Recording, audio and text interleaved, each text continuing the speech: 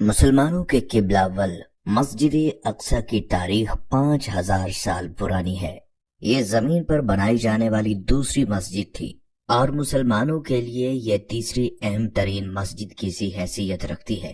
اس مسجد کو خانہ کعبہ کی تعمیر کے تقریباً 40 برس بعد تعمیر کیا گیا، جس کا آج کل رقبہ تقریباً 1,44,000 مربع میٹر ہے اور اس میں 5 لاکھ سے زائد لوگ نماز ادا کر سکتے ہیں۔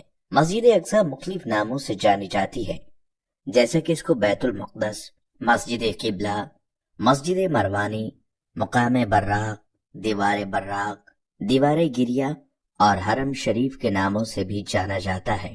لیکن یروشلم شہر میں موجود اس خاص مسجد کی تاریخ آخر کیا ہے؟ اس کو کس نے بنایا اور یہ کن کن حالات سے گزرتے ہوئے آج کے دور تک پہنچی ہے؟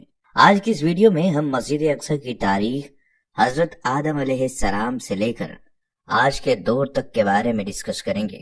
خواتین و حضرات، روایات میں آتا ہے کہ حضرت آدم علیہ السلام نے مسجد اقصی کو سب سے پہلے خانہ کعبہ کی تعمیر کے 40 برس کے بعد بنایا تھا۔ جناب آدم علیہ السلام کے بعد یہ مسجد نوح علیہ السلام کے دور تک ایسے ہی آباد اور موجود رہی، اور پھر طوفان نوح کے بعد باقی تمام دنیا کی طرح یہ مسجد بھی منہدم ہو گئی۔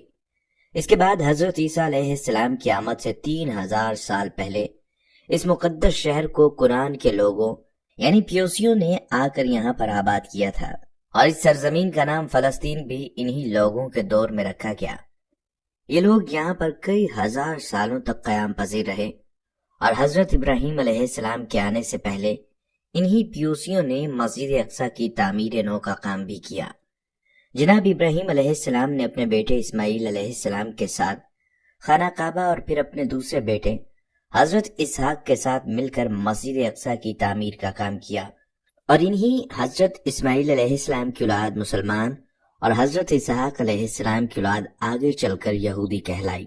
مسجد اقصی اس کے بعد حضرت اسحاق علیہ السلام کے کنٹرول میں گئی، جنہوں نے اس پاک گھر کا خوب خیال رکھا۔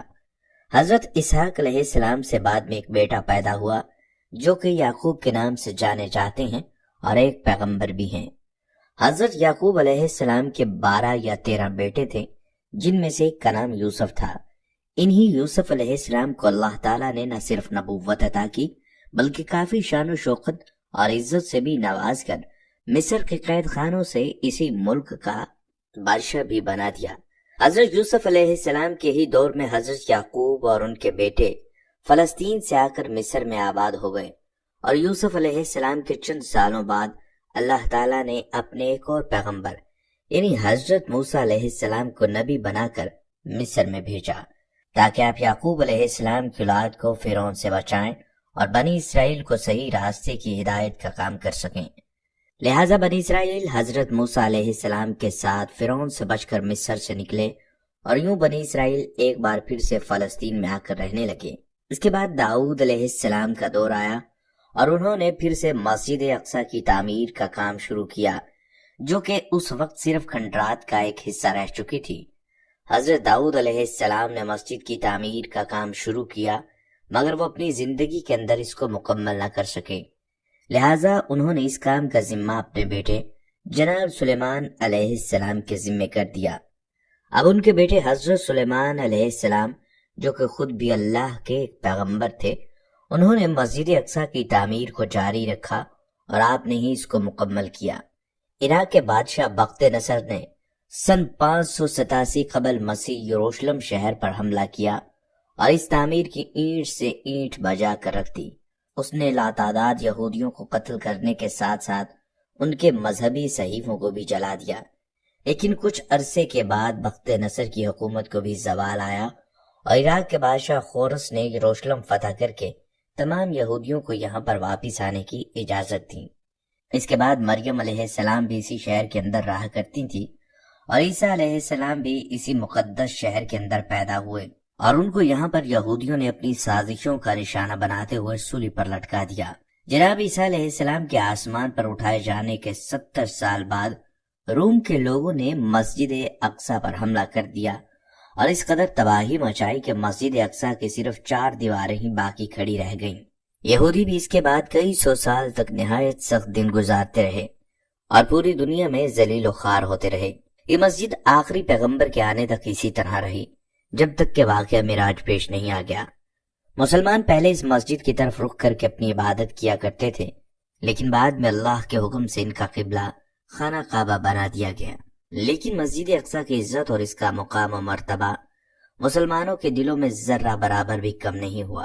رسول اللہ صلی اللہ علیہ وآلہ وسلم کے وصال کے 6 سال بعد جب مسلمانوں کا لشکر مختلف ممالک کو فتح کرتا ہوا یروشلم شہر تک پہنچا تو اس وقت وہاں پر عیسائیوں کی حکومت تھی۔ وہ لوگ مسلمانوں کی فوج کو دیکھ کر قلعہ بند ہو گئے اور صلح کے لیے پیغام بھجوایا اور شرط رکھی کہ مسلمانوں کے خلیفہ خود آئیں گے تبھی یہ صلح طے قرار پائے گی۔ لہٰذا اس وقت کے خلیفہ یعنی حضرت عمر فاروق اس شہر کے تقدس کا خیال رکھتے ہوئے خود چل کر آئے اور بیت المقدس کے حکمران عیسائیوں کے ساتھ معاہدہ کر کے ان کو یہ امان نامہ دیا اور اس شہر کے اندر امن و امان کو ایسے ہی قائم رکھا۔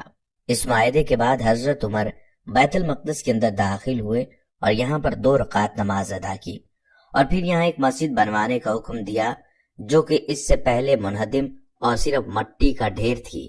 لہٰذا بنو امیہ کے ایک خلیفہ جس کا نام عبد الملک بن مروان تھا، اس نے خلیفہ کے حکم پر مسجد کو دوبارہ سے بنوانے کا کام شروع کیا۔ بعد میں مختلف اسلامی بادشاہوں نے مختلف ادوار میں اس کی مرمت اور اس کی توسیع کا کام جاری رکھا۔ سال 1999 میں عیسائیوں کی صلیبی افواج نے اس مسجد پر حملہ کر کے اس پر قبضہ کر لیا اور مسلمانوں کو یہاں سے قتل کر کے بھگا دیا، جس کے بعد نور الدین زنگی بادشاہ نے مسجد اقصی کو واپس لینے کے لیے مہم کا آغاز کیا، لیکن وہ اپنی زندگی کے اندر ایسا نہیں کر سکے۔